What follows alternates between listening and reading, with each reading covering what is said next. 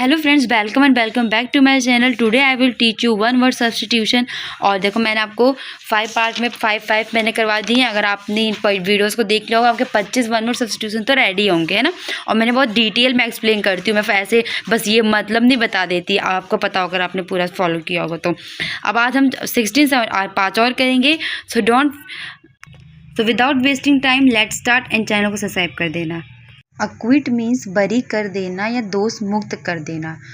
अगर हम डिस्क्राइब करें इंग्लिश में, to state formally that a person is not guilty of a crime. जैसे कोई पर्सन वो गिल्टी नहीं है क्राइम का, सो मतलब जैसे कि उसको हमने अक्विट कर दिया, मतलब बरी कर दिया, दोष मुक्त कर दिया। कोर्ट में फॉर्मली डिक्लेयर कर देना कि कोई भी पर्सन है वो किसी भी क्राइम का, या जो भी पर्टिकुलर क्राइम हो सकता है उसका, वो दोषी नहीं है ना। कोर्ट में उस चीज़ को डिक्लेयर करना, सबूतों के अभाव में उसे अक्विट कर दिया गया। ठीक है। Second is acrobat. Acrobat means करतब करने वाला। An entertainer who perform difficult physical feats. ठीक है, एक मतलब एंटरटेनर जो डिफ़िकल्ट फीट्स को परफॉर्म करता है फिजिकल। जैसे कि आपने देखा होगा कि आप गली मोहल्लों में कभी एक ऐसे कि रस्सी बांध लेते हैं, फिर उस पर बैलेंस बनाते हैं। छोटे छोटे बच्चे होते हैं ना, वो मतलब जो करतब करते हैं वो बहुत हार्ड होते हैं, उनको करना इतना आसान नहीं होता, बट वो लोग कर पाते हैं, उसको ही बोलते हैं। पर्सन जो डिफ़िकल्ट फिजिकल मूवमेंट को परफॉर्म करता है, स्पेशली सर्कस में, उसको एक्रोबैट कहते हैं। और ये लोग पता है गली में भी आपने देखा होगा कि मतलब गली वली में भी आते हैं, मतलब ऐसे जो बच्चे होते हैं छोटे, मैं आपको ऑलरेडी बता चुकी हूँ, वो जो हवा में अपने बैलेंस बनाते हैं और रस्सियों में खड़े हो जाते हैं ना, रोब होती है उस पर खड़े हो जाते हैं, तो ये सब उनको ही एक्रोबैट कहते हैं, जो करतब दिखाते हैं। ठीक है। An entertainer who perform difficult physical feats.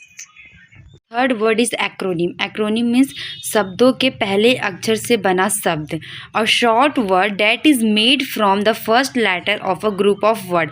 जैसे कि नासा हो गया, तो इनको क्या किया हमने, जो उनके नासा का फुल फॉर्म है उसका पहला वर्ड ले लिया और उसको हम एज अ वर्ड की तरह प्रोनाउंस कर रहे हैं, उसको नासा कह रहे हैं। ऐसे इसरो है, इसरो की फुल फॉर्म है, लेकिन हमने क्या किया, उनके आगे के वर्ड ले लिए हैं, मतलब फर्स्ट वर्ड ले लिए हैं और उनको एज अ वर्ड की तरह हम प्रोनाउंस करते हैं। ठीक है। इसको एब्रीविएशन भी, आप इसको एब्रीविएट कर लिया जाता है, मतलब का संक्षिप्त रूप हम यूज करते हैं। Fourth word is acrophobia. Acrophobia means ऊंचाई का डर, फियर ऑफ ग्रेट हाइट। जैसे आप लोग ग्रेट हाइट से, जैसे कि कोई है, हम लोग कहीं जाते हैं, मतलब घूमने, पहाड़ वहाड़ों में घूमने जाते हैं, या फिर वैष्णो देवी में, या फिर आप लोग एरोप्लेन में बैठे होंगे, तो वहां से देखने में ना बहुत लोगों को डर लगता है, ऊंचाई से डर लगता है, तो fear of great height, acrophobia. So last word is act, मतलब कार्य करना। एक्ट मीन्स कार्य करना है, फिर अभिनय करना। देखो, इसके बहुत सारे मतलब है। To do something, to behave in a particular way, to perform a part in a film, to perform a part in a play, या फिर फिल्म या फंक्शन। तो आप कितने तरीके से एक्ट कर सकते हो। आपका बिहेवियर का एक्ट हो गया इन पर्टिकुलर वे में, आप परफॉर्म कर रहे हो किसी प्ले में, आप फिल्म में एक्ट कर रहे हो, फंक्शन में एक्ट कर रहे हो, टू डू कुछ कर रहे हो।